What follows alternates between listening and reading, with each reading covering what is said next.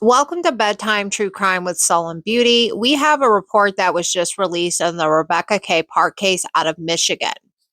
I've been having a really hard time focusing today, and I really want to read this. So I'm going to try to read it to you guys, record it, so we can gather this information together. This is page 1. State of Michigan, 84th District Court, people of the state of Michigan, Wexford County Sheriff's Office plaintiff versus Bradley Allen Bartholomew, date of birth 3/12/1978. Courtney Marie Bartholomew, date of birth 10/21/85. Defendant, affidavit of probable cause. Affiant, a duly sworn police officer with the Wexford County Sheriff's Office, attests to the following facts based on personal investigation or is swearing to the facts as presented by a fellow sworn deputy sheriff to establish probable cause that the crime of homicide first degree, premeditated felony murder, torture, conspiracy to commit torture, assault of a pregnant individual causing miscarriage or stillbirth, conspiracy to commit assault of a pregnant individual causing miscarriage or stillbirth, unlawful imprisonment, removing a dead body without the consent of the medical examiner, was committed by the defendant, and affiant is respectfully seeking a warrant for the defendant's arrest. These are the two defendants pictured above. And this is our victim, 22-year-old Rebecca K. Park. She was 38 weeks pregnant at the time of her disappearance. And then Courtney Bartholomew, who we're reading about, is the estranged mother of the victim. On November 4th, 2025 at 12:44, Wexford County Central Dispatch received call from Kimberly Sue Park reporting that her sister, Rebecca K. Park, had not been seen since November 3rd, 2025. At approximately 22:30 at 30 South 21 and a half Road in Boone Township of Wexford County, Deputy Reed began Wexford County Sheriff's Office incident report number as a missing person investigation. At the time of the report, Rebecca Park was 38 weeks pregnant and living with her boyfriend, Richard Lee Fowler, at 1531 North 41 and a half Road in Cedar Creek Township. Deputy Reed spoke with Courtney Marie Bartholomew, who is Rebecca Park's biological mother and lives at 30 South 21 and a half Road. Courtney reported that she was with Rebecca Park the prior night until approximately 8:30 p.m. when an unidentified friend picked Rebecca up from Courtney's residence. Courtney had picked Rebecca up from 1531 North 41 and a half Road to spend some time together and get ice cream from Culver's. On the way to Culver's, Rebecca told Courtney she needed Tide Pods, so Courtney returned to her address at 31 South 21 and a half Road to get some Tide Pods for her. Courtney went to the residence, grabbed the Tide Pods, and came outside. When she came outside, Rebecca told her she was going to wait at the residence for a friend to pick her up. They waited a couple of minutes, and a black sedan with tinted windows pulled across the road from the residence. Rebecca proceeded across the road and got into the front passenger seat of the vehicle. Courtney did not know the specific make or model of the sedan or the number of occupants in the car. She could not tell if the driver was male or female. She said that after this, she did not see Rebecca again. Courtney reported to Deputy Reed that she was contacted by Rebecca's fiancé, Richard Fowler, regarding her location later that night. Courtney informed Rich she did not know where Rebecca was and that she had left with a friend. Courtney was contacted by Kimberly Park the morning of November 4th, 2025, and was sent a screenshot of the location where Rebecca Park's phone was pinging at. Courtney told Deputy Reed that she proceeded down the road on West 26th Road where she found Rebecca's phone lying in the 2-track just off West 26th Road. This location is less than 200 yards from 30 South 21 and a half Road. Courtney checked the phone and thought Rebecca may have dropped it when she was using the restroom. Courtney reported that she took the phone to Richard Fowler's residence on Tuesday, November 4th, 2025, and turned it over to him. Page 2. The Sheriff's Office issued a press release on Tuesday, November 4th, 2025, identifying Rebecca Park as a missing person. She was also entered into the Law Enforcement Information Network as missing. On Wednesday, November 5th, 2025, D. Lieutenant Piscor met with Kimberly Park when she arrived at the Wexford County Sheriff's Office. Park has suggested that she might know where Rebecca Park is when she arrived at the Sheriff's Office.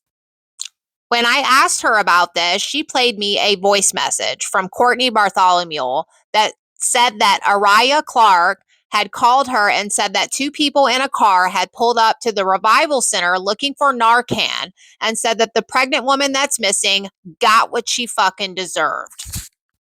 Courtney stated that it was Serena Rausch that said something to Rusty Clark, Araya's father. She also added, I guess it was an older guy that your sister left with.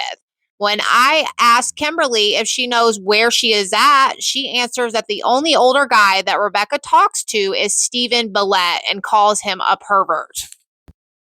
Park believes that Billette drives a black sedan, adding, like Courtney said, Stephen Billette was contacted and did not appear to have contact with Rebecca Park.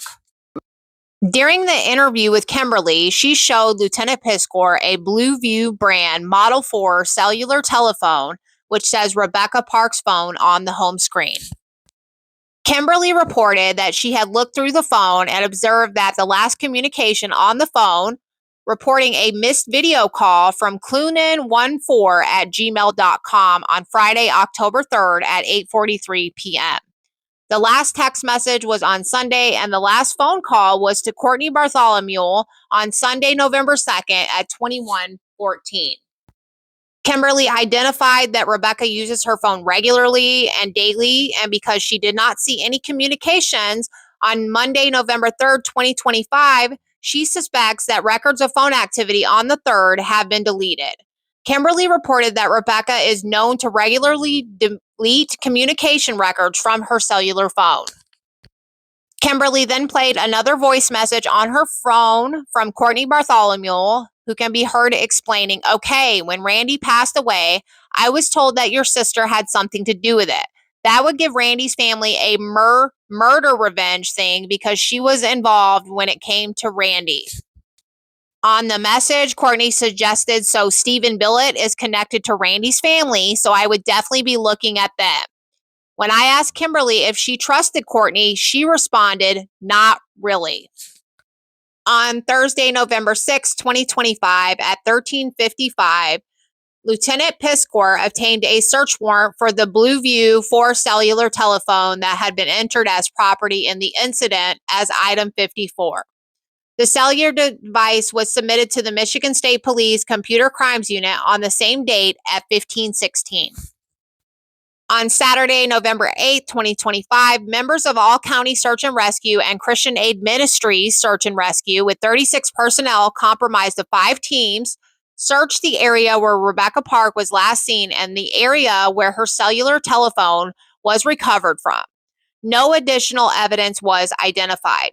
During this time, numerous tips and leads were coming in and were being actively investigated. However, none located Rebecca Park. Due to the reported activity on Rebecca's social media platforms, pen register search warrants were obtained and served on her known social media accounts. However, no outgoing use was ever identified. On 11/15/2025, Candace Freeman reported to Deputy Jacob Caponin that her sister Courtney Bartholomew had texted her on October 28th that she had given birth to a son and was asking Candace for items for the baby.